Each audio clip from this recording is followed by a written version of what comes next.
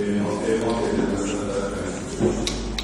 Azərbaycan Respublikası Konstitusiyasının 101-ci maddəsinin 2-ci hissəsinə və seçki məcəlləsinin 203.4-cü maddəsinə müvafiq olaraq Azərbaycan Respublikası Prezidenti səsvermədə iştirak edənlərin yarısından çoxunu səs çoxluğu ilə seçilir. Azərbaycan Respublikası Mərkəzi Seçki Komissiyasının protokolundan görüldüyü kimi etibarlı hesab edilmiş 3.697.970 səsdən 3.126.113 səs və ya 84,85% Əliyev İlham Heydəroğlu'na verilmişdir. Bu il oktyabr ayının 9'unda Azərbaycanda tarixi bir hadisə prezident seçkiləri baş tutmuşdur. Heç şübhə etmirik, əmin olduğumuzu bildirmək istəyirik ki, Konstitusiya Məhkəməsi Mərkəzi Seçki Komissiyasının mövqeyini dərindən araşdırıb bizim təqdim etdiyimiz protokola öz ali qiymətini verəcəkdir. Diqqətiniz üçün çox sağ olun. Cənab Sədr, mənim sözüm var. Bəli. Mənim sözüm var. Çıxış eləmişsiniz.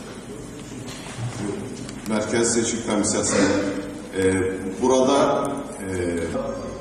digər şəxslərin iştirak etməyə hüququ var salonda. Amma tərəf qismində burada iştirak edir dəvət olunan ekspertlər və Mərkəzi Seçki Komissiyasının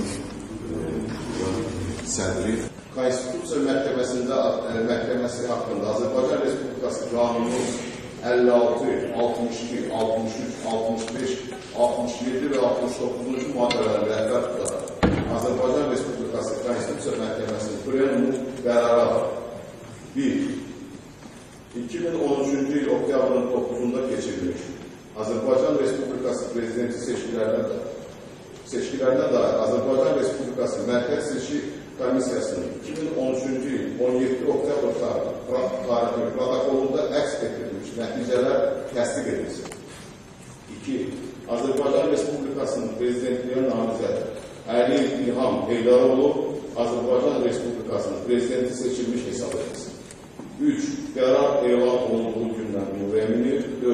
Qərar Azərbaycan Respublika Xalq Qəzeti, Bakıski Raboçi qəzetlərində və Azərbaycan Respublikasının Konstitusiya Məhkəməsinin məlumatında dərc edilsin. 5. Qərar qətidir, heç bir orqan və vəzifəli şəxs tərəfindən ləğv edilə, dəyişdirilən və ya rəsmi təfsir edilə bilməz.